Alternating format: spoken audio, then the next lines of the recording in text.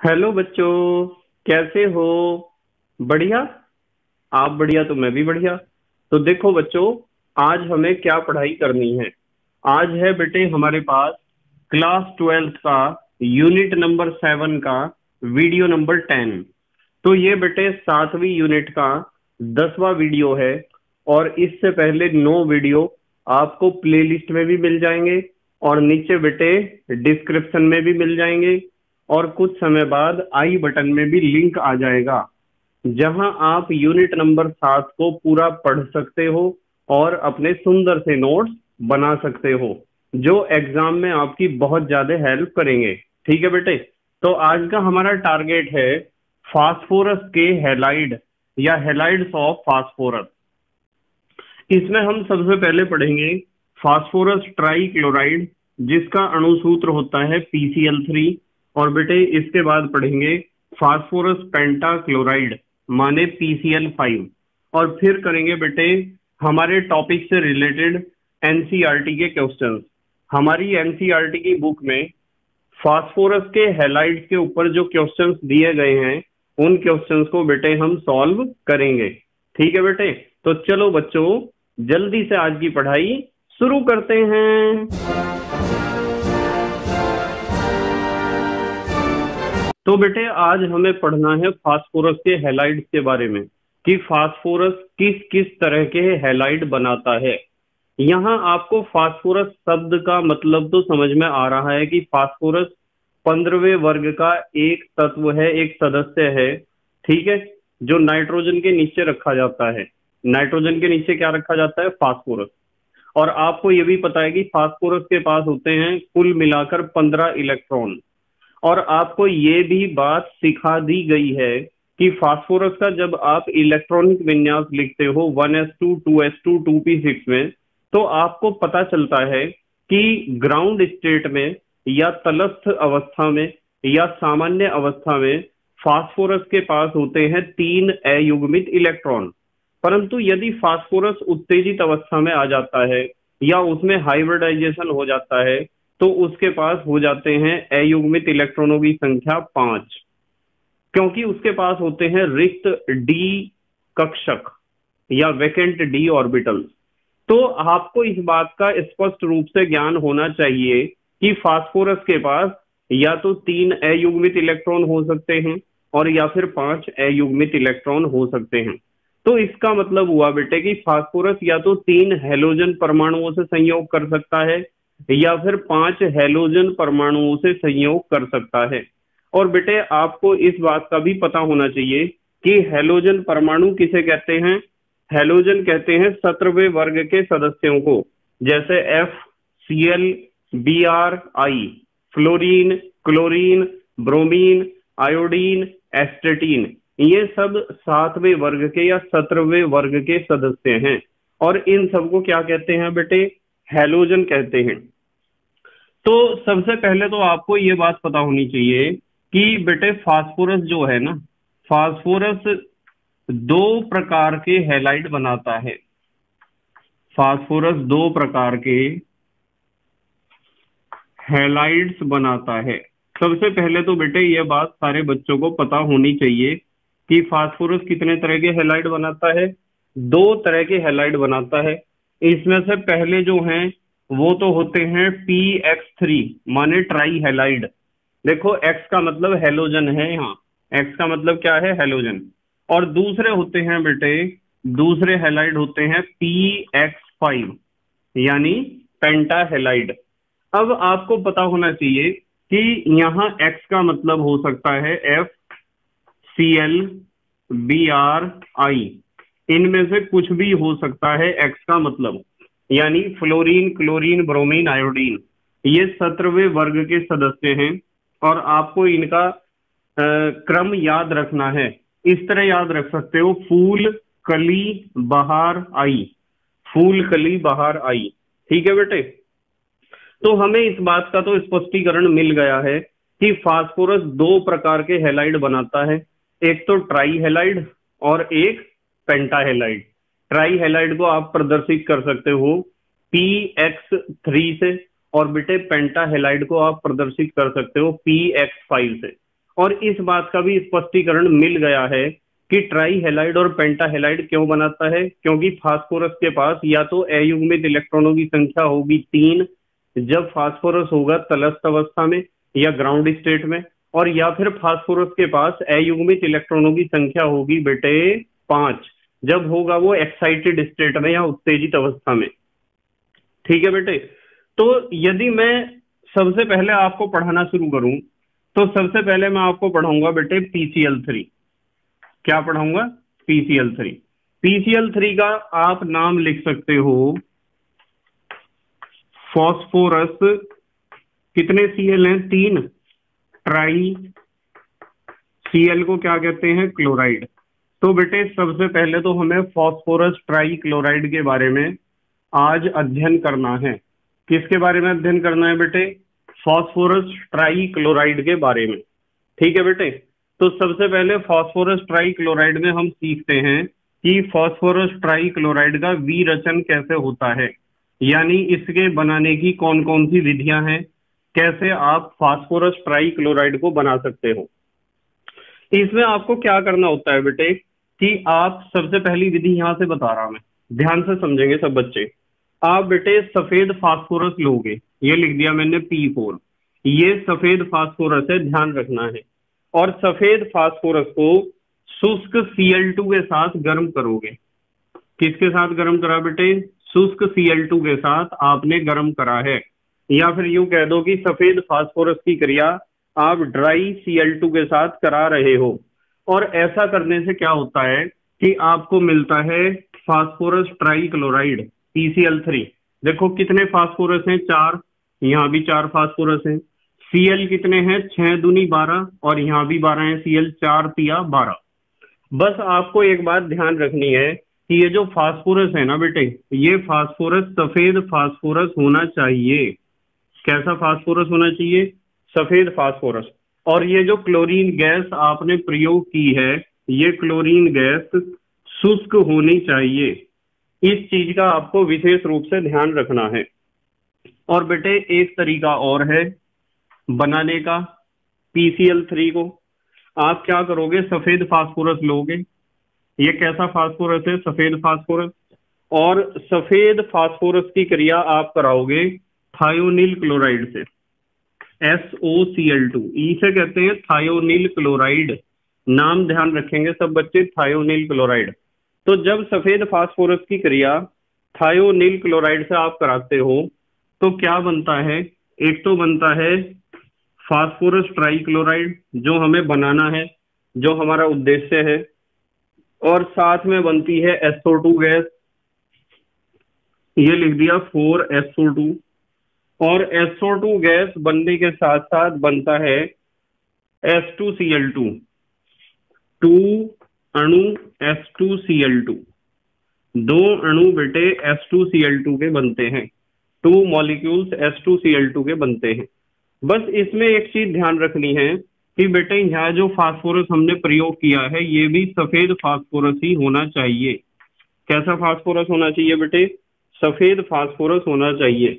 और ये SOCl2 का नाम सब बच्चों को ध्यान होना चाहिए, थायोनिल क्लोराइड। इसे कहते हैं थायोनिल क्लोराइड, ये चीज सबको पता होनी चाहिए। और PCl3 का नाम तो आपको पता ही है, फास्फोरस ट्राई क्लोराइड। तो ये 2 तरीके हैं बेटे PCl3 बनाने के, दोनों तरीके सब बच्चों को आने चाहिए क्योंकि एग्जाम में इनमें से क्वेश्चन पूछा जाता है। विरचन के बाद अर्थात बनाने की विधि के बाद अब हम बात करेंगे गुण के बारे में कि PCl3 में कौन कौन से गुण होते हैं जिनका अध्ययन हमें करना है। ठीक है बेटे। सबसे पहले तो हमें पता होना चाहिए कि PCl3 जो है ना बेटे, यह एक रंगहीन द्रव है। कैसा द्रव है? रंगहीन द्रव है। और रंगहीन होने के साथ साथ ऑयली भी है। तो मैं लिखूंगा ऑयली को क्या लिख सकते हैं हम? तेलीय। रंगहीन तेलीय द्रव है या होता है, कुछ भी लिख दो आप। तो एक तो ये बात ध्यान रखनी है कि ये रंगहीन है और तेलीय द्रव है। नंबर 2, दूसरा गुण ध्यान से समझेंगे सब बच्चे। बेटे यदि आप इसे नमी में रखते हो ना, मान लो आपने PCl3 को कहाँ रखा है, नमी में। तो नमी में रखने पर इसका बेटे जल अपघटन हो जाता है। क्या हो जाता है? जल अपघटन। ये रिएक्शन आपको बिल्कुल ध्यान से समझनी पड़ेगी। यदि PCl3 को आप नमी में रखते हो तो नमी में रखने से इसका क्या हो जाता है, जल अपघटन। देखो कैसे हो जाता है, ध्यान से समझेंगे।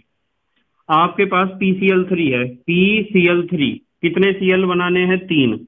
देखो मैं कैसे बना रहा, 3 Cl, एक Cl, दूसरा Cl और तीसरा Cl।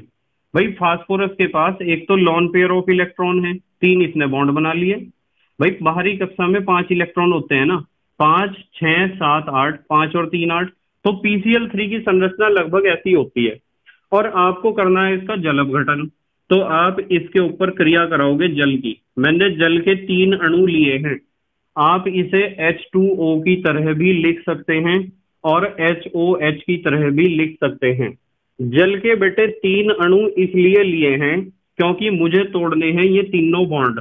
कितने बॉन्ड तोड़ने हैं, 3 बॉन्ड, इसलिए जल के 3 अणु लिए हैं। तो जब आप PCl3 को नमी में रखते हो या ऐसे स्थान पर रखते हो जहां जल है, तो बेटे PCl3 के ये तीनों PCl PCl PCl वाले तीनों बॉन्ड टूट जाते हैं। और होता क्या है, आपको पता है कि जल का अणु ऐसे टूटता है, H पॉजिटिव OH नेगेटिव, आपको पता है ना, H पॉजिटिव और OH नेगेटिव, ऐसे ही तो टूटता है जल का अणु। और जरा मुझे सोच के एक बात और बता दो कि ये जो बॉन्ड है, इस बॉन्ड के दोनों इलेक्ट्रॉन फास्फोरस की तरफ को सरके हुए होंगे या Cl की तरफ को सरके हुए होंगे, मतलब किसकी तरफ को डिस्प्लेस्ड होंगे दोनों इलेक्ट्रॉन इस बॉन्ड के। तो आप कहोगे कि सर यदि फास्फोरस और क्लोरीन की हम तुलना करें तो हमारे हिसाब से क्लोरीन की वैद्युत ऋणात्मकता कुछ ज्यादा है। और जब बेटे क्लोरीन की वैद्युत ऋणात्मकता कुछ ज्यादा है तो एक बात तो स्पष्ट होती है कि ये जो बॉन्ड पेयर ऑफ इलेक्ट्रॉन है वे क्लोरीन की तरफ होंगे, यहाँ भी क्लोरीन की तरफ होंगे और बेटे यहाँ भी क्लोरीन की तरफ होंगे। तो बॉन्ड जब भी टूटेगा तो इधर तो जाएगा नेगेटिव चार्ज, इधर जाएगा पॉजिटिव, इधर माइनस और इधर प्लस। तो मुझे ये बताओ माइनस की तरफ इनमें से कौन सा जुड़ेगा, प्लस वाला हिस्सा जुड़ेगा ना। कौन सा जुड़ेगा बेटे, प्लस वाला हिस्सा। तो इधर जो है बॉन्ड टूटने के बाद ये जो 3 H पॉजिटिव हैं, ये तीनों H पॉजिटिव इधर जुड़ते हैं, ये बात आपको समझनी है। और 3 ही है OH नेगेटिव, तीनों OH नेगेटिव जुड़ते हैं इधर। समझ लो बेटे इस बात को ध्यान से। PCl3 के जब बॉन्ड टूटते हैं तो बॉन्ड टूटने पे क्या होता है, इनमें बॉन्ड्स में होता है विषम विदलन या हेट्रोलाइटिक बॉन्ड फिजन। और Cl की इलेक्ट्रोनेगेटिविटी ज्यादा होने के कारण जो बॉन्ड पेयर ऑफ इलेक्ट्रॉन है वे क्लोरीन की तरफ होते हैं, जिसकी वजह से इसके ऊपर आता है ऋणावेश और इधर धनावेश। या यूं कह दो, यदि बॉन्ड टूटा भी नहीं है तो भी ये वाला हिस्सा स्लाइटली नेगेटिव होगा, ये वाला हिस्सा स्लाइटली पॉजिटिव होगा, आंशिक ऋणावेशित आंशिक धनावेशित।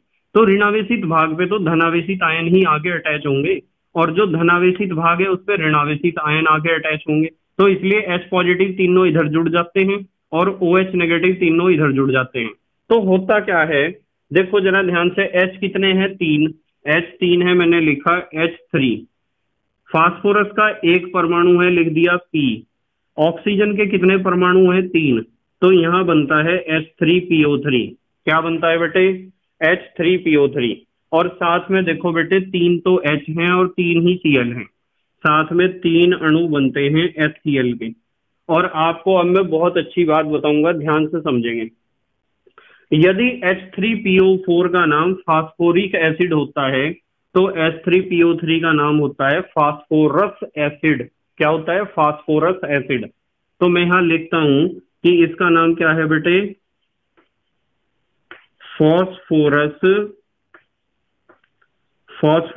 एसिड। ये चीज आपको ध्यान रखनी है। H3PO3 का नाम फास्फोरस एसिड होता है क्योंकि H3PO4 का नाम होता है फास्फोरिक एसिड। यह डिपेंड करता है कि फास्फोरस की संयोजकता कितनी है। जहां संयोजकता ज्यादा होती है वहां तो लगता है इक, ध्यान से समझियो इस बात को। जहां संयोजकता होती है ज्यादा वहां तो लगता है इक, और जहां संयोजकता कम होती है वहां लगता है अस। इस चीज का आपको ध्यान रखना है, ठीक है बेटे। अब HCl के बारे में यदि आपको बताऊं कि ये जो HCl है ना, ये धुएं के रूप में निकलता है। और पेपर सेटर क्वेश्चन पूछता है इस बारे में कि जब आप PCl3 को पानी से उसका जल अपघटन करते हो तो उसमें से धुआं क्यों निकलता है, या नमी की उपस्थिति में धुआं क्यों निकलता है। तो ध्यान रखना है, धुआं वो किसका है, HCl का है। ध्यान रखोगे ना। जल्दी से स्क्रीनशॉट लो, फिर अगली बात कर रहे बेटे। ले लिया स्क्रीनशॉट, ठीक है। तीसरे नंबर पे बेटे हमें पढ़ना है, तीसरा गुण पढ़ना है कि PCl3 एल्कोहल के साथ कैसे अभिक्रिया करता है। माने PCl3 का ROH के साथ रिएक्शन किस तरीके से होता है। ये अपने आप में बहुत इंपॉर्टेंट क्वेश्चन है, ध्यान से समझेंगे सब बच्चे। आपको पता है कि एल्कोहल का सामान्य सूत्र जो होता है ROH होता है। एल्कोहल को हम ROH की तरह लिखते हैं। तो यदि आपको एल्कोहल की क्रिया PCl3 से करानी है तो बेटे आपको एल्कोहल के कम से कम 3 अणु लेने पड़ेंगे। ये चीज आपको ध्यान रखनी है। एल्कोहल के कितने अणु लिए बेटे, 3 अणु, और इनकी क्रिया करानी है हमें PCl3 के साथ। किसके साथ करानी है बेटे, PCl3 के साथ क्रिया करानी है। तो ऐसा करने पर क्या होता है कि तीनों एल्कोहल के ये जो बॉन्ड हैं ये टूट जाते हैं, और आपको इस बात का स्पष्ट रूप से पता होगा कि ये बॉन्ड बन रहा है कार्बन और ऑक्सीजन के बीच में। आर का मतलब क्या होता है, आर का मतलब आपको पता होना चाहिए। आर का मतलब होता है एल्काइल ग्रुप। क्या होता है बेटे, एल्काइल ग्रुप। एल्काइल में जैसे CH3 मिथाइल ग्रुप, जैसे C2H5 इथाइल ग्रुप, जैसे C3H7 प्रोपाइल ग्रुप, ये सब क्या है बेटे, ये सब एल्काइल ग्रुप हैं। क्या है बेटे, एल्काइल ग्रुप। तो अब यदि मैं इस एल्काइल ग्रुप R की बात करूं तो इसमें कार्बन तो बेटे होगा ही, ये बात तो पक्की है। तो ये बॉन्ड कार्बन और ऑक्सीजन के बीच बन रहा है, और आपको पता है कि कार्बन और ऑक्सीजन में ऑक्सीजन की वैद्युत ऋणात्मकता अधिक होती है, और ऑक्सीजन की वैद्युत ऋणात्मकता अधिक होती है तो पक्की बात है कि इस बॉन्ड के दोनों इलेक्ट्रॉन ऑक्सीजन की तरफ को शिफ्टेड होंगे, या स्लाइटली डिस्प्लेस्ड होंगे, या सरके हुए होंगे, या आंशिक रूप से विस्थापित होंगे ऑक्सीजन की तरफ। यानी कि ये वाला हिस्सा तो माइनस बन के निकलेगा और ये वाला हिस्सा निकलेगा प्लस बन के। तो यहाँ एक बात स्पष्ट होती है कि आप PCl3 का जब इसके ऊपर अटैक कराते हैं तो अटैक कराने से ये हिस्सा प्लस और ये माइनस, तो इसके ऊपर तो क्या जुड़ते हैं, इसके ऊपर जुड़ते हैं तीनों Cl। ये जो 3 Cl हैं वे तो जुड़ेंगे इधर। अब बचा क्या, फास्फोरस। ये फास्फोरस जुड़ेगा बेटे इधर। इस चीज को आपको ध्यान रखना है, बिल्कुल ध्यान से समझ लो। जब भी एल्कोहल पर आप PCl3 का रिएक्शन कराते हो तो आपको एल्कोहल के 3 अणु लेने होते हैं, और R और OH के बीच के बॉन्ड टूट जाते हैं। तीनों अणुओं के जो Cl हैं, तीनों Cl जुड़ते हैं एल्काइल ग्रुप की तरफ, और फास्फोरस जुड़ता है OH ग्रुप की तरफ। ऐसा करने से क्या होगा, 3 R और 3 Cl, तो 3 तो बनते हैं बेटे RCl, जिसे आप कह सकते हो एल्काइल क्लोराइड। R का मतलब क्या है, R का मतलब है एल्काइल, और Cl का मतलब क्या है, क्लोराइड। एल्काइल क्लोराइड के कितने अणु बनते हैं बेटे, 3। और यहाँ देखो H कितने हैं, H हैं बेटे 3, ये ले दिया H3। और P कितने हैं, 1 है P तो, और ऑक्सीजन कितने हैं, 3। तो H3PO3 बनता है। मैंने अभी आपको बताया था कि H3PO4 तो होता है फास्फोरिक एसिड, और H3PO3 क्या होता है, फास्फोरस। फास्फोरस एसिड, ठीक है बेटे, ROUS, फास्फोरस एसिड। ध्यान रखना है कि H3PO3 फास्फोरस एसिड इसका नाम है, ठीक है बेटे। अच्छा, कुछ लोग इस रिएक्शन को ऐसे लिखते हैं, ध्यान से देखियो जरा। कुछ लोग लिखते हैं कि 3 बार ROH ना लिख के ऐसे लिख देते हैं 3ROH plus PCl3 is equal to, ये बॉन्ड टूट जाएगा। क्या होगा, 3 Cl तो इधर जुड़ जाएंगे और अकेला फास्फोरस इधर जुड़ जाएगा। अब देखो 3 R हैं, 3 Cl हैं, तो हम लिख सकते हैं 3RCl, यानी कि 3 अणु तो बने एल्काइल क्लोराइड के। और ये क्या बना, H कितने हैं बेटे, 3 हैं, तो मैं लिखूंगा H3। P कितना है, P तो बेटे 1 ही है P, और ऑक्सीजन के परमाणु कितने हैं, 3 हैं, तो ये भी आपका क्या बना है, फास्फोरस एसिड। तो ये चीज आपको ध्यान रखनी है। रिएक्शन को चाहे तो एग्जाम में ऐसे लिख के आ सकते हो, चाहे तो ऐसे, आपकी मर्जी है। पर आपको समझना चाहिए कि 3 अणु एल्कोहल के लिए हैं, तो उन्हें किस तरीके से ट्रीट करना है। अब मुझे यूं बताओ, क्या मैं आर की जगह CH3 ले सकता हूं?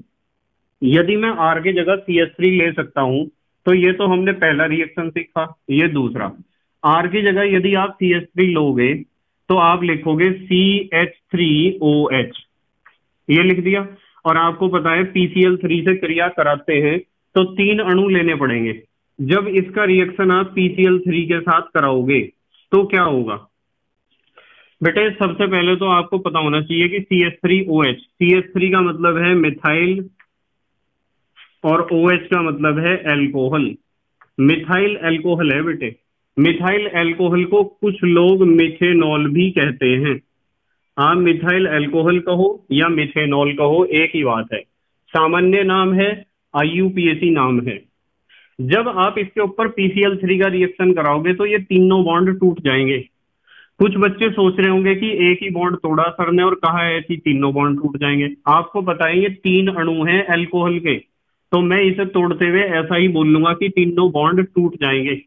और आपके जो 3Cl हैं, 3Cl इधर जुड़ जाएंगे, अकेला फास्फोरस इधर जुड़ जाएगा। तो बताओ क्या बना? 3 तो बने बेटे CH3Cl, CH3Cl बने ना 3, देखो 3 CH3 3Cl, और साथ में बनाए बेटे H3PO3 फास्फोरस एसिड। ठीक है। अब 3 CH3Cl, CH3 का नाम क्या है? CH3 का नाम है मिथाइल और Cl का नाम है क्लोराइड। तो मिथाइल क्लोराइड के कितने अणु बने हैं बेटे? 3 अणु बने हैं। ठीक है, इस चीज का आपको ध्यान रखना है। अब मुझे जरा यार एक बात बताओ, क्या मैं R की जगह C2H5 को लिख सकता हूं? आप कहोगे कि सर लिख सकते हो, बिल्कुल। तो मैंने लिखा R की जगह C2H5 बॉन्ड OH, और मुझे 3 अणु लेने पड़ेंगे। आपको पता है क्यों लेने पड़ेंगे? और मुझे रिएक्शन कराना है PCl3 के साथ। एक बात, C2H5 को कहते हैं इथाइल, OH को कहते हैं एल्कोहल, इथाइल एल्कोहल, या आप इसे कह सकते हो इथेनॉल। क्या कह सकते हो बेटे? इथेनॉल। इसकी बात कर रहे हैं हम। PCl3 के कारण ये तीनों बॉन्ड टूट जाएंगे, 3Cl तो इधर जुड़ेंगे। ये जो मैं ऊपर लिखता हूं इसे बहुत छोटा छोटा लिखना है आपको अपनी नोटबुक में। 3Cl इधर जुड़ेंगे और फास्फोरस अकेला इधर जुड़ेगा। 3 C2H5 3Cl, तो ये बनेंगे 3 C2H5Cl प्लस साथ में बनेगा बेटे H3PO3, H3PO3। अब बताओ इसका नाम पता है क्या आपको? C2H5 का मतलब इथाइल और Cl का मतलब क्लोराइड। और बेटे इथाइल क्लोराइड को कुछ लोग क्लोरोइथेन भी कहते हैं। क्लोरोइथेन भी आप इसे कह सकते हो यदि आप IUPAC की बात करते हो। जैसे मिथाइल क्लोराइड को आप कह सकते हो क्लोरोमीथेन। इनमें से शायद कोई सा नाम आपको आता हो। तो इस तरीके से क्रिया होती है किसके साथ? एल्कोहल के साथ क्रिया करता है कौन बेटे? कौन करता है क्रिया? PCl3। अब देखो, चौथा रासायनिक गुण या चौथा गुण हम पढ़ते हैं, और अब हम क्रिया करेंगे कार्बोक्सिलिक एसिड के साथ। कार्बोक्सिलिक एसिड, और कार्बोक्सिलिक एसिड का आपको पता है सामान्य सूत्र होता है RCOOH के साथ क्रिया। कि ये जो हमारा PCl3 है ये कार्बोक्सिलिक एसिड के साथ कैसे क्रिया करता है, बिल्कुल ध्यान से समझना है सब बच्चों को, बिल्कुल ध्यान से। कार्बोक्सिलिक एसिड के साथ कैसे रिएक्शन करेगा? देखो, मान लो आपके पास कार्बोक्सिलिक एसिड है RCOOH, ये है कार्बोक्सिलिक एसिड। तो बेटे कार्बोक्सिलिक एसिड के भी 3 अणु आपको लेने पड़ेंगे, और इसके साथ जब हम क्रिया कराएंगे PCl3 की, फास्फोरस ट्राइक्लोराइड की, तो क्या होगा बेटे? बिल्कुल वैसे ही। देखो यहाँ भी OH वाले बॉन्ड टूटे थे, OH OH OH, यहाँ भी यही बॉन्ड टूटेंगे, तीनों बॉन्ड। कितने बॉन्ड हैं ये, कितने बॉन्ड हैं, तीन, क्योंकि तीन अणु लिए ना हमने कार्बोक्सिलिक एसिड के। क्या होगा बेटे, बिल्कुल वैसे ही होगा, तीन Cl तो इधर जुड़ जाएंगे और इधर जुड़ जाएगा एक P। तो क्या बनेगा, तीन RCOCl। भाई तीन RCO है, तीन ही Cl है, तो तीन तो बनेंगे, तीन तो बनेंगे RCOCl प्लस बेटे H3PO3 तो बनने ही, H3PO3 तो बिल्कुल बनना ही बनना है। ठीक है बेटे। अब यहाँ एक बात ध्यान रखनी है, ये जो है बेटे ये कार्बोक्सिलिक एसिड है। क्या है, कार्बोक्सिलिक एसिड। ये बात आपको पता होनी चाहिए। और ये जो बना ना, इसे ध्यान से देख लो, इसका नाम है बेटे एल्के नोइल क्लोराइड। क्या नाम है बेटे, एल्केनोइल क्लोराइड है इसका नाम, RCOCl का। तो रिएक्शन बिल्कुल अल्कोहल जैसी ही नहीं हुई क्या, यूं बताओ आप, बिल्कुल अल्कोहल जैसा रिएक्शन हुआ। क्या मैं R की जगह CH3 ले सकता हूं मिथाइल ग्रुप? यदि R की जगह आप CH3 लोगे, ध्यान से देखो, R की जगह क्या लेना, CH3, तो मैं तीन अणु लूंगा। R की जगह मैंने लिया CH3 COOH, इसे आप कहते हो एसिटिक एसिड। क्या कहते हो बेटे, एसिटिक एसिड। ठीक है। या एसिटिक एसिड को कुछ लोग कहते हैं इथेनोइक एसिड। इथेनोइक एसिड आप इसे IUPAC में कह सकते हो। जब इसके ऊपर आप रिएक्शन कराओगे PCl3 की, तो क्या होगा बेटे, यही वाला बॉन्ड टूटेगा। क्या होगा, तीनों Cl तो इधर जुड़ेंगे और फास्फोरस इधर जुड़ेगा, तीन CH3CO तीन Cl, तो तीन तो बनेंगे CH3COCl और साथ में बनेगा H3PO3। बताओ समझ में आ रहा है या नहीं आ रहा आपके? ये जो तीन CH3COCl बने हैं, इसमें आप यदि एसिटिक एसिड की तरह, यदि इथेनोइक एसिड की तरह इसका नाम लिखोगे, हमने लिखा एल्केनोइल क्लोराइड, कितने कार्बन है, एक और एक, दो। दो कार्बन में एल्क की जगह क्या प्रयोग करते हैं हम, एस, तो इसका नाम हो जाएगा इथेनोइल क्लोराइड। क्या नाम हो जाएगा बेटे, इथेनोइल क्लोराइड। ठीक है। या इसे कुछ लोग एसिटाइल क्लोराइड भी कहते हैं, एसिटाइल क्लोराइड। आप इसे एसिटाइल क्लोराइड भी कह सकते हो, क्योंकि इसमें एसिटाइल ग्रुप है CH3CO। जल्दी से स्क्रीनशॉट लो, फिर एक रिएक्शन और करवा रहा है इसकी, कार्बोक्सिलिक एसिड की। ले लिया बेटे स्क्रीनशॉट? ठीक है बेटे। क्या हम R की जगह, कार्बोक्सिलिक एसिड में R की जगह C2H5 ले सकते हैं? तो यदि हम R की जगह C2H5 लेंगे, तो हमारे पास तीन अणु आएंगे, C2H5 COOH। देखो कार्बोक्सिलिक एसिड है, और कार्बोक्सिलिक एसिड में कितने कार्बन हैं, दो और एक, तीन। तीन कार्बन को कहते हैं प्रोप। तो प्रोपेनोइक एसिड आप इसे कह सकते हो। क्या कह सकते हो बेटे, प्रोपेनोइक एसिड। ठीक है। और यदि आप सामान्य नाम इसका लिखोगे, प्रोपियोनिक एसिड आप इसे कहोगे। क्या कहोगे, प्रोपियोनिक एसिड। यदि आपको सामान्य नाम लिखना है, तो सामान्य नाम में आप इसे लिख सकते हो प्रोपियोनिक एसिड। ये इसका सामान्य नाम है, प्रोपियोनिक एसिड। अब देखो, इसका रिएक्शन यदि आपको कराना है PCl3 के साथ, किसके साथ बेटे, PCl3 के साथ, तो आपको पता है ये वाला बॉन्ड टूटना है और तीन Cl जाने हैं किधर, इधर। ये तीनों Cl इधर जुड़ेंगे और फास्फोरस अकेला इधर जुड़ेगा। क्या बनेगा बताओ, तीन बनेंगे CH3 C2H5 COCl। यहां लिख रहा बेटे, तीन बनेंगे C2H5 COCl और साथ में क्या बनेगा बताओ, ये क्या बनेगा, H3PO3। H तीन है ना, तो ये बनेगा H3PO3। ठीक है।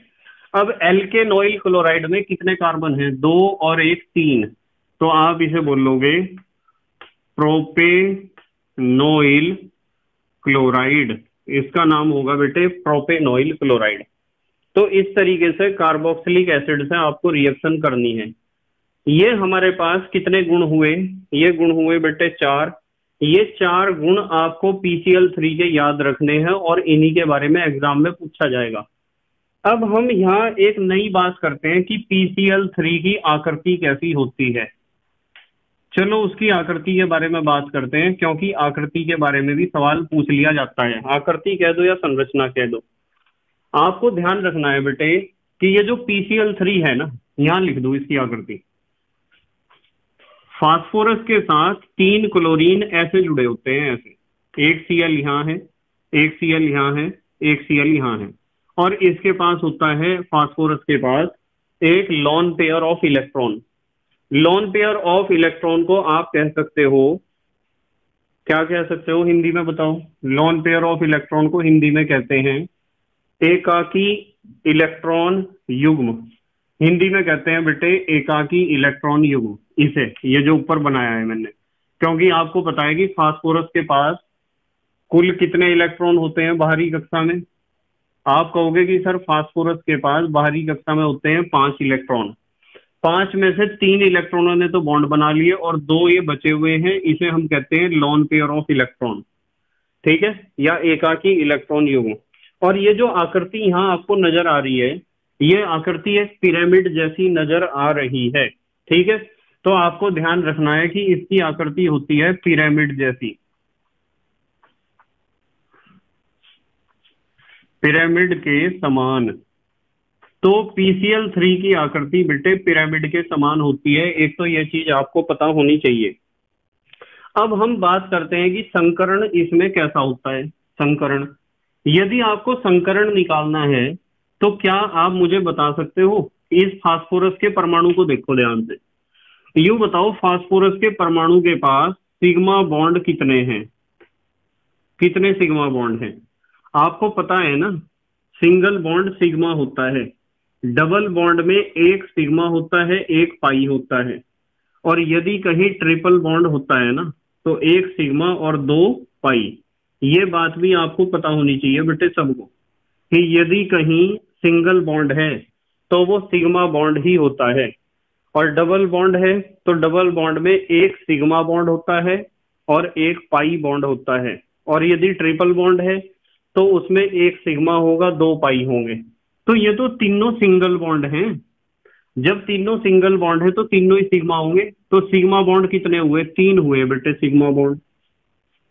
मुझे यूं बताओ बेटे, लॉन पेयर कितने हैं इसके पास?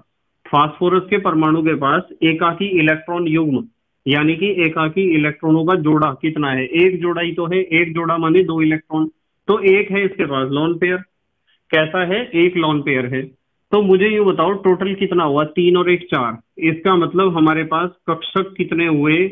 हमारे पास कक्षक हुए बेटे 4। कितने कक्षक हुए? 4। अब यदि मैं 4 कक्षकों की बात करूं तो 4 कक्षक में आपको समझना पड़ेगा कि 4 कक्षक कुछ इस तरीके से होंगे।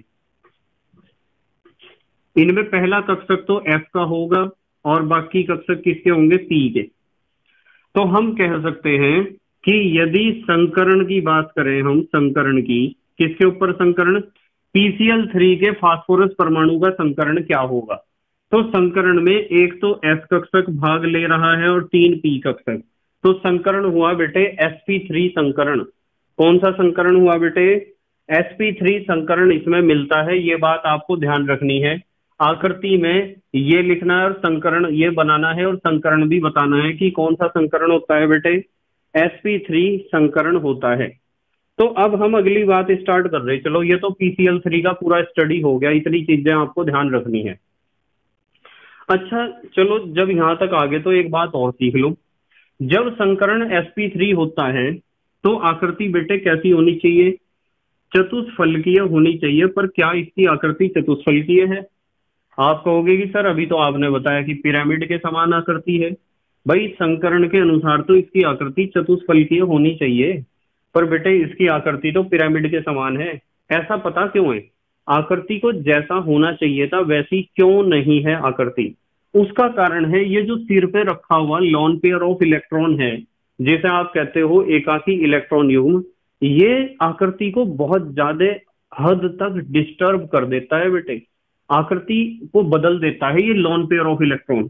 जहां भी आपको केंद्रीय परमाणु पर लोन पेयर ऑफ इलेक्ट्रॉन नजर आता है ना, तो समझ जाओ कि उस अणु की आकृति जैसी होनी चाहिए वैसी आकृति बेटे बिल्कुल भी नहीं होगी, क्योंकि लोन पेयर ऑफ इलेक्ट्रॉन ने अपनी औकात जरूर दिखाई होगी।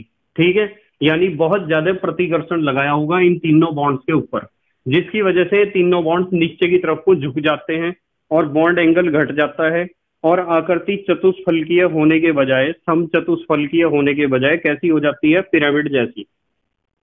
बेटे दूसरा यौगिक जो हमें पढ़ना है वो है फास्फोरस पेंटाक्लोराइड। मैं लिखता हूं PCl5 या PCl5 को आप कह सकते हो फॉस्फोरस पेंटाक्लोराइड। अब हमें इसे पढ़ना है बेटे, फॉस्फोरस पेंटाक्लोराइड PCl5। ध्यान से समझेंगे सब बच्चे। ये ध्यान रखना है कि आकृति ये सारी चीजें इस हेडिंग की हैं, ऊपर वाली की आकृति की। कभी आप इन्हें मिक्स कर दो, मिक्स नहीं करना है बिल्कुल भी। ठीक है बेटे, PCl5 में सबसे पहले तो आपको मैं सिखाता हूं बेटे विरचन, कि PCl5 कैसे बनाया जाता है, क्या तरीके हैं PCl5 को बनाने के। आप क्या करोगे, सबसे पहला तरीका सीख रहे, चलो आप जो है बेटे सफेद फास्फोरस लोगे। कैसा फास्फोरस, सफेद फास्फोरस, और इसमें क्लोरीन का रिएक्शन करा दोगे। इस क्लोरीन की एक खासियत है कि ये शुष्क है और बहुत ज्यादा मात्रा में है, तो ऐसी स्थिति में बनेगा PCl5। क्या बनेगा बेटे, PCl5। देखो 4 फास्फोरस 10 दूनी 20 Cl, 4 पंजे 20 Cl। यहाँ ध्यान रखना है कि ये जो फास्फोरस है बेटे ये सफेद फास्फोरस होना चाहिए। कैसा फास्फोरस होना चाहिए, सफेद फास्फोरस।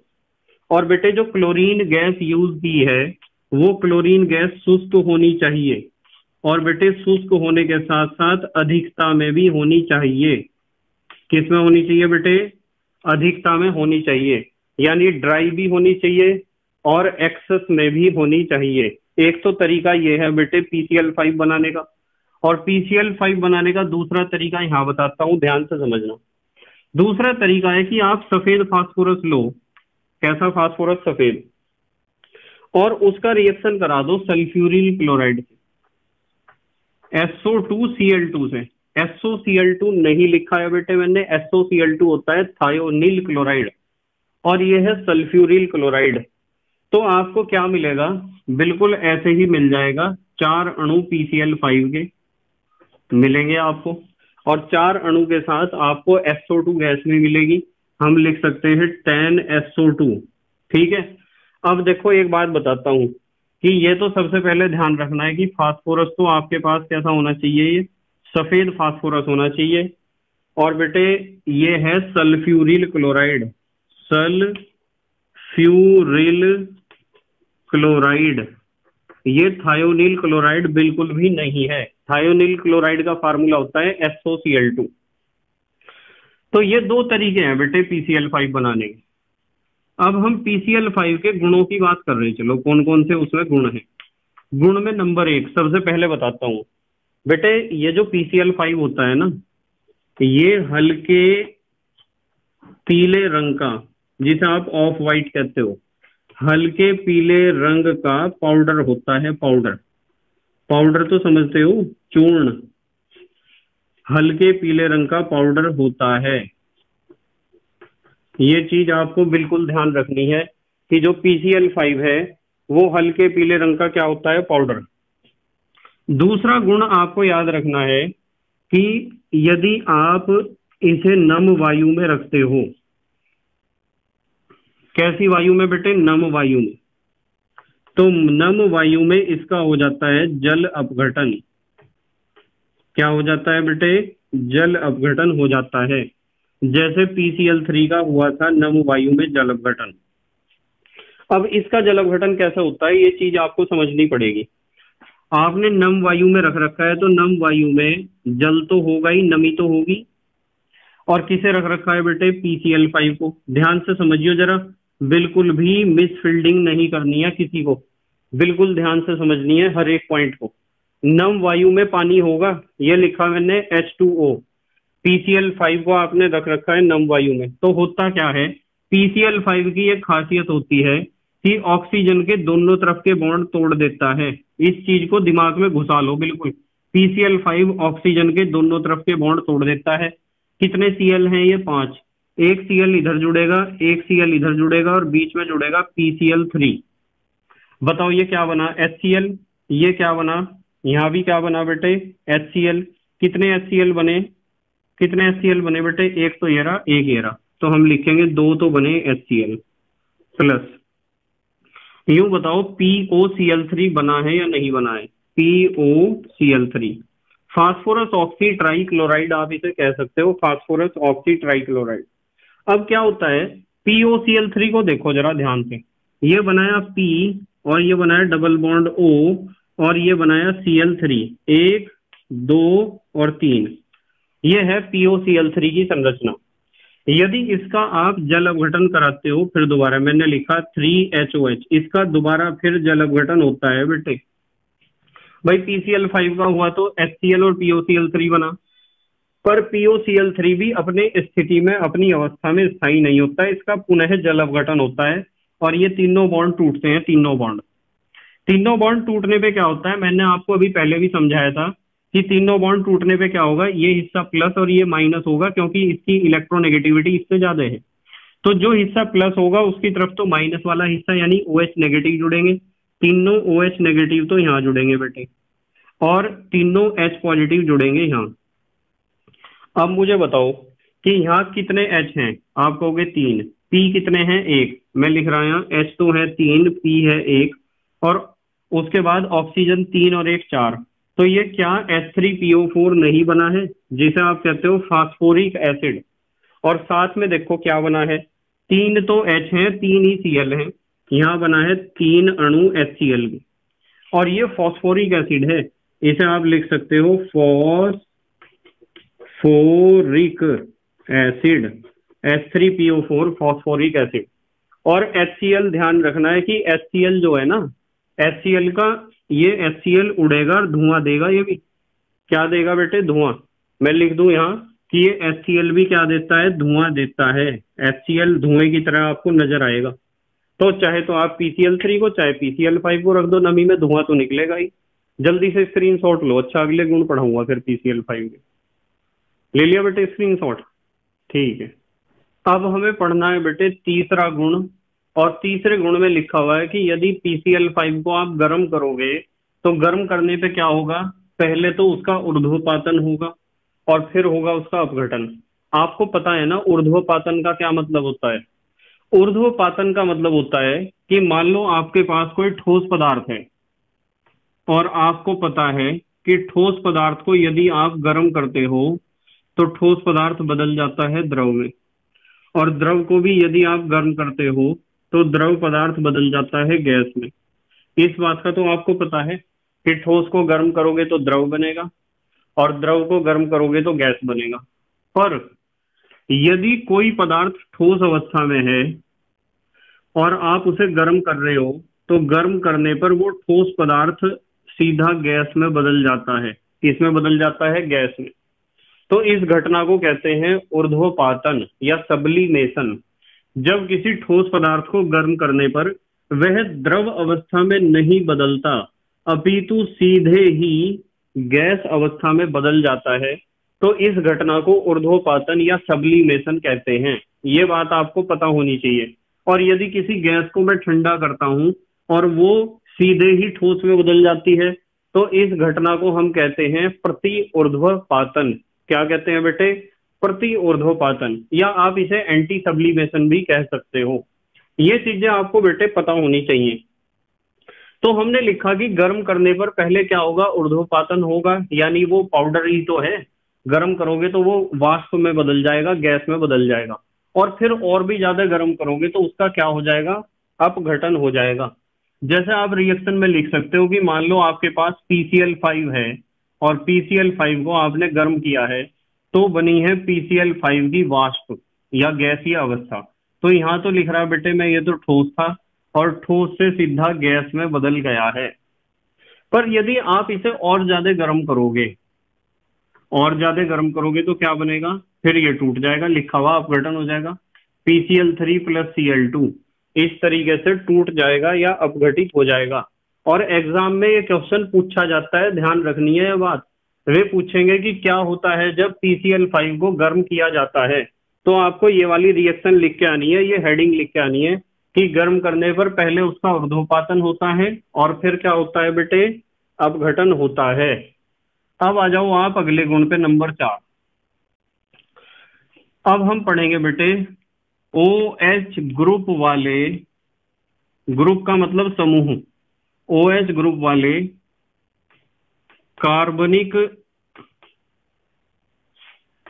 यौगिकों से क्रिया, कि ये जो PCl5 है ये OH ग्रुप वाले कार्बनिक यौगिकों से किस प्रकार क्रिया करता है। ये अपने आप में बहुत इंपॉर्टेंट हेडिंग है, ध्यान रखना है। बहुत इंपॉर्टेंट क्वेश्चन है बेटे, बहुत इंपॉर्टेंट। ये लिख दिया मैंने, यहाँ स्टार लगा दिया, इंपॉर्टेंट है। जैसे मैं आपको कह दूं कि चलो यार अल्कोहल की बात कर रहे हैं, ये हमारे पास अल्कोहल है, ध्यान से समझेंगे क्या है बेटे, अल्कोहल। और मैं कह रहा कि यार चलो अल्कोहल पर PCl5 की क्रिया करते हैं, ध्यान से समझेंगे बिल्कुल। यदि अल्कोहल पे PCl5 की क्रिया करनी है तो ऑक्सीजन के दोनों तरफ के बॉन्ड टूट जाते हैं। अभी थोड़ी देर पहले भी मैंने समझाया था। कितने Cl हैं, आप कहोगे कि सर 5 Cl हैं, 5 में से एक Cl इधर जुड़ेगा, एक Cl इधर जुड़ेगा। अब कितने Cl बचे, 3, तो एक P बचा और 3 Cl बचे, ये बीच में जुड़ जाएंगे। बताओ ये क्या बना, ये तो बना RCl प्लस, ये बीच में क्या बना, POCl3 phosphorus oxy try chloride, और ये क्या बना बेटे, HCl हाइड्रोक्लोरिक एसिड या हाइड्रोक्लोरिक अम्ल। ये RCl का आपको जरूर पता होना चाहिए कि RCl का नाम होता है, R का मतलब एल्काइल और Cl का मतलब क्लोराइड। एल्काइल क्लोराइड बना है, या इसे क्लोरो एल्केन भी आप कह सकते हो। फास्फोरस ऑक्सी ट्राई क्लोराइड बना है और HCl बना है। जैसे मैं आपको कुछ एग्जांपल्स इसके दे दूं, यदि R की जगह में CH3 ले लूं, CH3OH, बताओ कौन है ये CH3OH। CH3 को आप कहते हो मिथाइल और OH को कहते हो अल्कोहल। तो बताओ मिथाइल अल्कोहल है या नहीं है। यदि मिथाइल अल्कोहल को आप PCl5 के साथ गर्म करते हो तो क्या होगा, होगा ये कि ऑक्सीजन के दोनों तरफ के बॉन्ड टूट जाएंगे। कितने Cl हैं, 5, एक Cl इधर जुड़ेगा, एक Cl इधर जुड़ेगा और बीच में जुड़ेगा PCl3। बताओ क्या क्या बना, ये क्या बना, आप कहोगे कि सर ये बना CH3Cl प्लस, यहाँ क्या बना बेटे बीच में बना POCl3 प्लस, लास्ट में क्या बना बेटे, लास्ट में बना है HCl। मैं पूछूंगा बेटे मुझे जरा CH3Cl का नाम बताओ, तो आप कहोगे कि सर CH3 का मतलब मिथाइल और Cl का मतलब क्लोराइड, तो इसका नाम मिथाइल क्लोराइड है। या कुछ बच्चे IUPAC में बोलेंगे कि सर इसका नाम क्लोरोमीथेन है।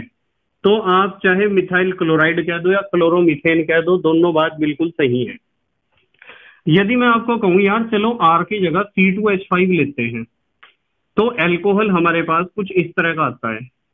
तो इस अल्कोहल का नाम C2H5 को क्या कहते हैं, इथाइल। ये इथाइल अल्कोहल है, इथाइल अल्कोहल कह दो, या फिर आप इसे इथेनॉल भी कह सकते हो।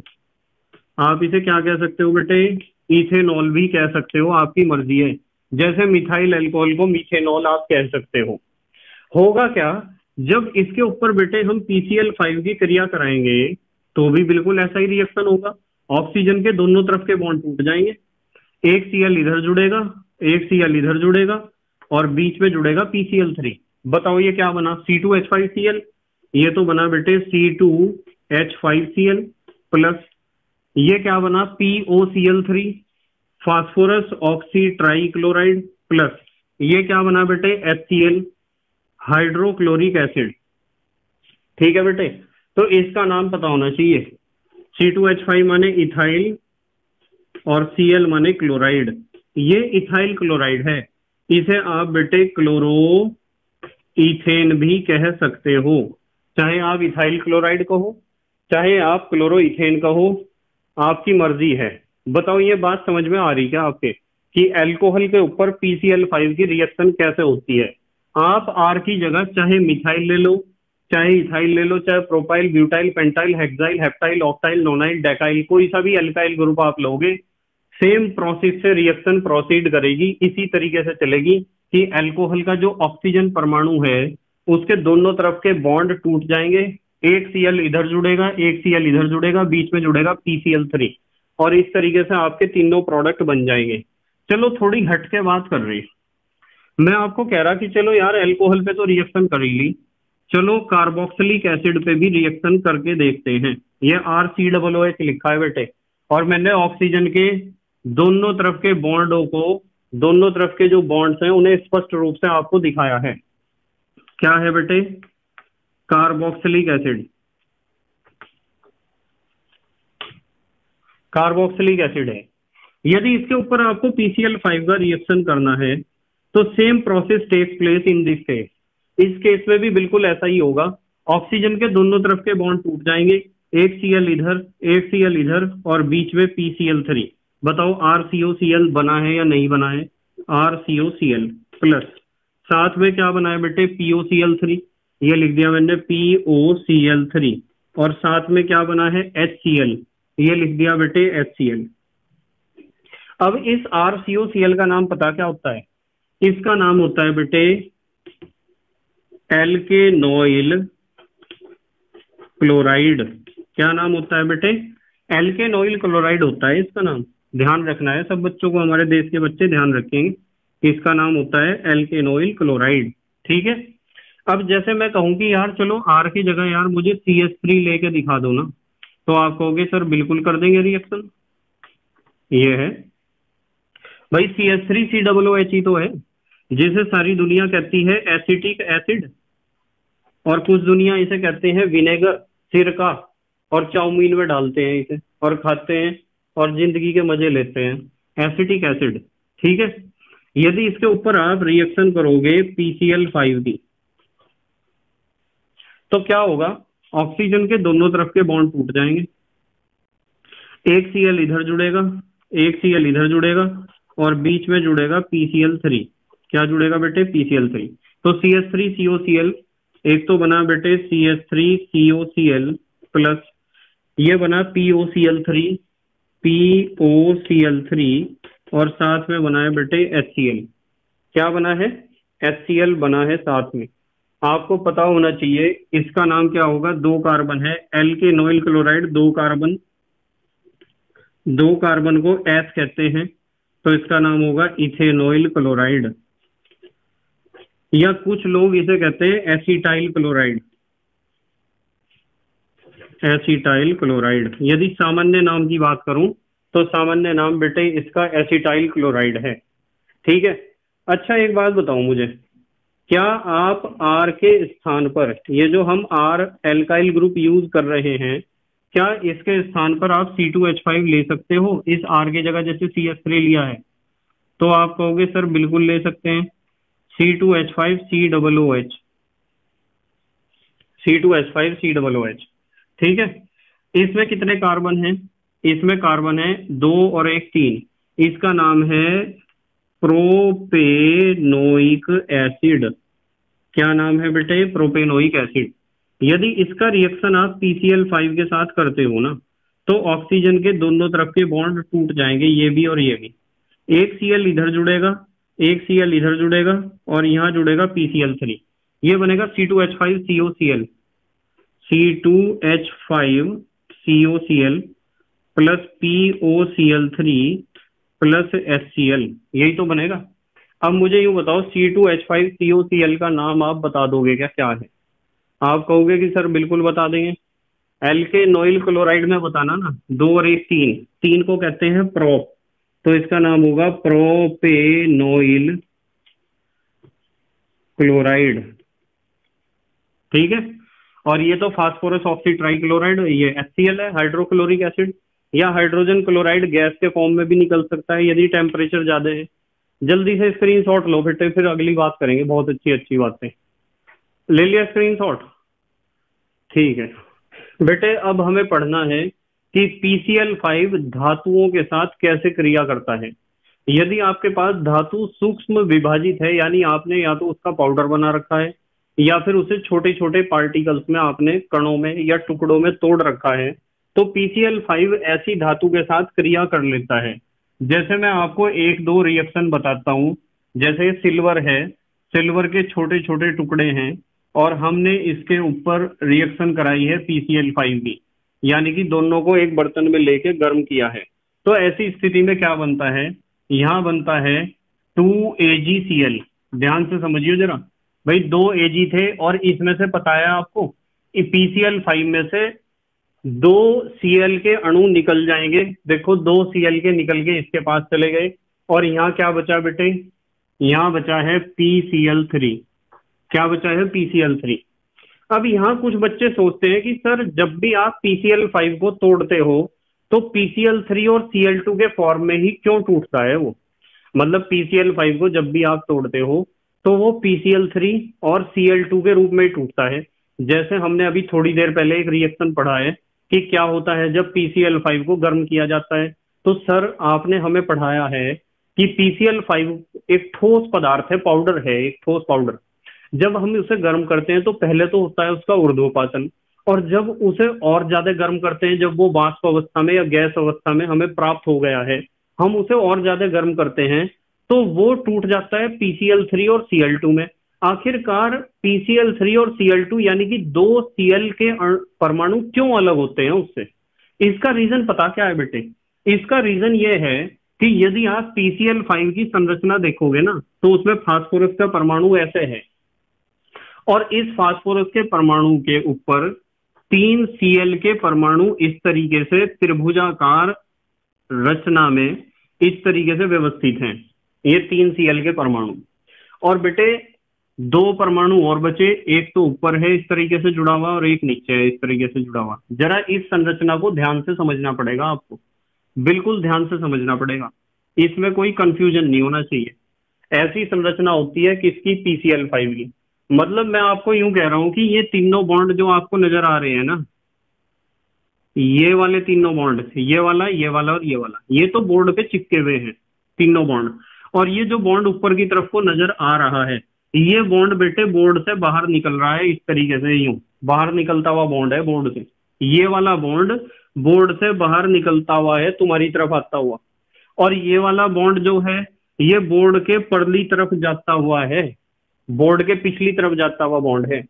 और आपकी नॉलेज के लिए एक बात बताऊं कि ये जो ऊपर और नीचे वाले बॉन्ड हैं इनकी लेंथ है 240 पिकोमीटर, ये भी 240 पिकोमीटर का है।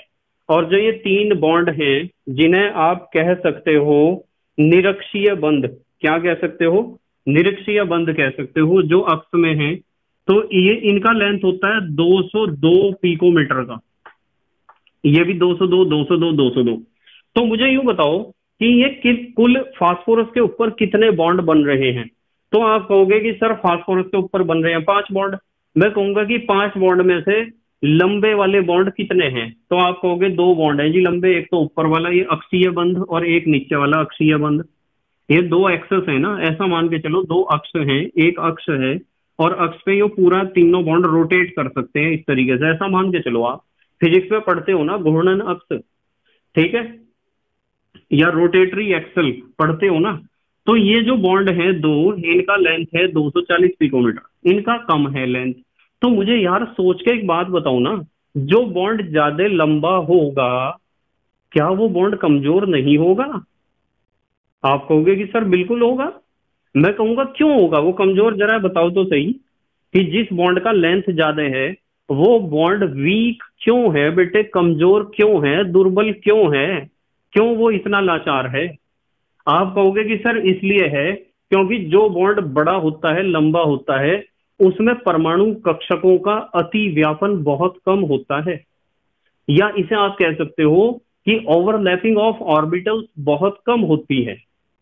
और जब बेटे परमाणु कक्षकों का अति व्यापन कम होता है तो बॉन्ड तो बेटे लंबा भी होगा और कमजोर भी होगा, वो तो इतना मजबूत हो ही नहीं सकता है।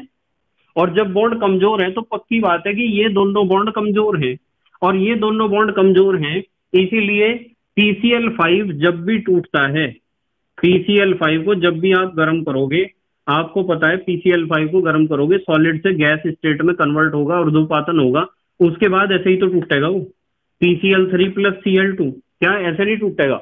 अब तुम यूं कहोगे कि दो Cl ही क्यों अलग हुए? अब तुम्हें पता चल गया कि दो ही Cl क्यों अलग हुए, क्योंकि दो बॉन्ड लंबे थे, कमजोर थे। ठीक है बेटे, और ये तीन बॉन्ड जो हैं ये मजबूत हैं जरा, यदि और भी ज्यादा गर्म करोगे तो टूट जाएंगे ये भी, जैसे PCl3 को हमने गर्म करके तोड़ा है।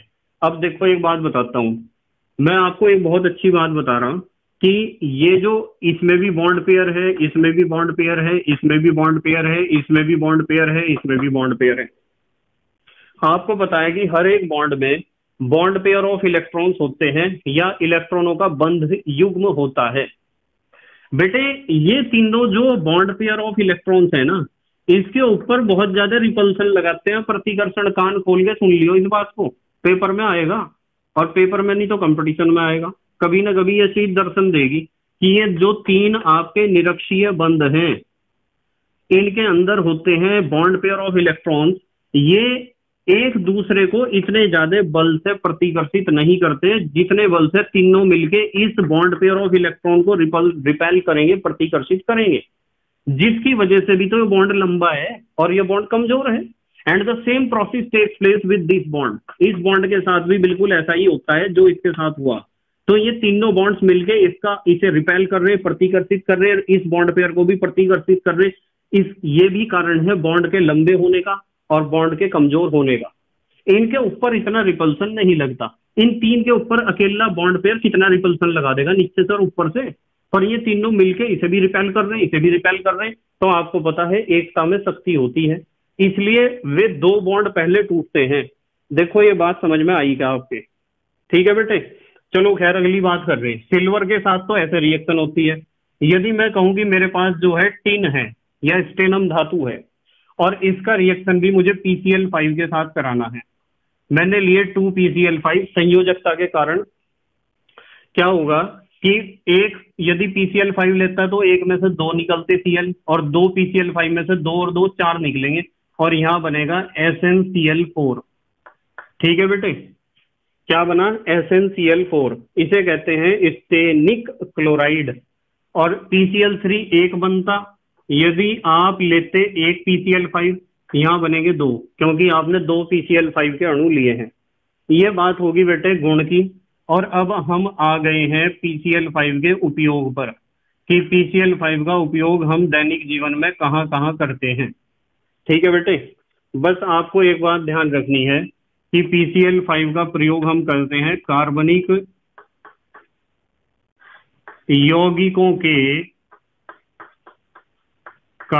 यौगिकों के संश्लेषण में। तो हम जो कार्बनिक यौगिकों का संश्लेषण करते हैं उसमें से बहुत सारे कार्बनिक यौगिक ऐसे होते हैं जिनका निर्माण PCl5 के द्वारा किया जाता है। जैसे मैं आपको कुछ एग्जांपल दे सकता हूं, जैसे C2H5Cl अभी हमने बनाया था, बिल्कुल बनाया था, जब आपने अल्कोहल के ऊपर क्रिया करी थी PCl5 की। जैसे CH3COCl, ये भी अभी मैंने आपको बनवाया था। ठीक है बेटे, जब आपने किससे CH3COOH यानी एसिटिक एसिड यानी सिरका यानी विनेगर के ऊपर रिएक्शन करा था, किसका? PCl5 का। और बेटे PCl3 के भी बिल्कुल सेम ही उपयोग हैं, ये बात आपको ध्यान रखनी है। PCl3 से भी यही चीजें बनाई थी हमने, देख लेना आप चाहे रिएक्शन।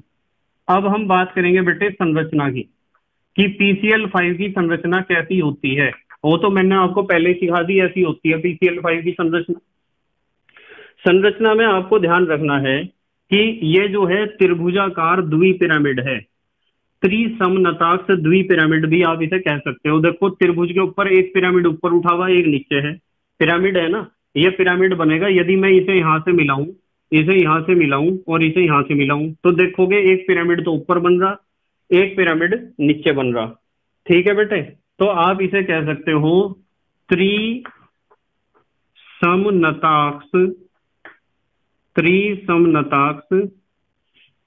द्विपिरामिड, त्रिसमनताक्ष द्विपिरामिड आप इसे कह सकते हो। या फिर कुछ बच्चे कहते हैं इसे त्रिभुजाकार त्रिभुजाकार द्विपिरामिड, कुछ बच्चे इसे त्रिभुजाकार द्विपिरामिड भी कहते हैं। ठीक है बेटे, आप कुछ भी कह सकते हो जो आपको अच्छा लगता है। बस इसमें एक बात ध्यान रखनी है, यदि एग्जाम में आता है संरचना के बारे में तो आपको ये चित्र बनाना है और बेटे ये बातें दोनों लिखनी है कि इसकी संरचना कैसी होती है, द्विपिरामिड संरचना होती है। इसके साथ साथ बेटे इसमें एक बात और लिखनी है कि इसमें होते हैं तीन निरक्षीय बंध, तीन निरक्षीय बंध होते हैं। और बेटे ये तीनों निरक्षीय बंध कैसे होते हैं, समान होते हैं। समान माने समान लंबाई के, बिल्कुल एक जैसे हैं, ये तीनों बॉन्ड एक जैसे हैं। ठीक है, और एक बात और लिखनी है आपको इसमें कि दो होते हैं इसमें अक्षीय बंध, ऊपर और नीचे वाले दिखाई दे रहे हैं ना आपको, दो क्या होते हैं बेटे, अक्षीय बंध होते हैं। और इनकी खासियत यह है, जो निरक्षीय बंधों से, निरक्षीय बंधों से कैसे होंगे बताओ, बड़े होते हैं। ये जो दो अक्षीय बंध हैं ये बेटे निरक्षीय बंधों से बड़े होते हैं, ये भी बात लिखनी है। और इन पर अधिक प्रतिकर्षण बल लगता है या कार्य करता है। इन पर बेटे अधिक प्रतिकर्षण बल कार्य करता है, ये भी बात आपको ध्यान रखनी है। और बाकी इसके बारे में मैंने बहुत डिटेल में आपको एक्सप्लेन कर दिया। जल्दी से स्क्रीनशॉट लो, एनसीईआरटी के कुछ क्वेश्चन करेंगे। चलो ले लिया स्क्रीनशॉट, ठीक है बेटे। देखो बेटे एनसीईआरटी की बुक में कौन कौन से क्वेश्चन हमारे टॉपिक से रिलेटेड हैं, ध्यान से देखेंगे। एक तो है बेटे उदाहरण नंबर 7.7 यानी 7वां उदाहरण 7वें यूनिट का। इसमें पूछा है PCl3 नमी में धूम क्यों देता है। बताओ ये बात सिखाई है या नहीं सिखाई है भाई। PCl3 नमी में धुआं क्यों देता है। आपको पता है कि PCl3 का हो जाता है जल अपघटन, और जल अपघटन होने से बनता है HCl, और HCl का ही होता है वो धुआं जो हमें नजर आता है। इसके बारे में रिएक्शन लिख दोगे। हाँ, ये होमवर्क लिख दिया मैंने। होमवर्क में आपको यहाँ रिएक्शन लिखनी है और बताना है HCl के नीचे लिख के कि इसका धुआं है वो जल अपघटन होने के कारण। हेडिंग भी लिखनी है पूरी। उदाहरण नंबर 7.8, क्या PCl5 के पांचों बंध समतुल्य हैं। समतुल्य का मतलब समान। क्या PCl5 के पांच बॉन्ड बिल्कुल बराबर लंबाई के हैं, बराबर प्रबलता के हैं। उन्होंने ये पूछा है, अपने उत्तर की पुष्टि कीजिए। तो बताओ ये चीज कर दोगे क्या इसका उत्तर। मैंने उत्तर में लिखा है PCl5 की संरचना का हेडिंग पूरा लिखना है, संपूर्ण पूरा हेडिंग डाल के संरचना, उसके बारे में सारे पॉइंट लिखने हैं और वो चित्र भी बनाना है। ठीक है बेटे। उसके बाद पाठ्य निहित का 7.9, क्या होता है जब PCl5 को गर्म करते हैं। बताओ बेटे, बता दोगे क्या PCl5 को गर्म करने पे क्या होता है। अभी तो बताया था मैंने कि PCl5 ठोस पाउडर है, गर्म करोगे तो उसका ऊर्ध्वपातन होगा यानी वो वाष्प में बदलेगा, और गर्म करोगे तो PCl3 और Cl2 में टूट जाएगा। क्यों PCl3 और Cl2 में टूटता है उसका कारण भी मैंने स्पष्ट किया है, तो आप इसका हेडिंग लिख दोगे। ये भी होमवर्क में मैंने आपको दे दिया है।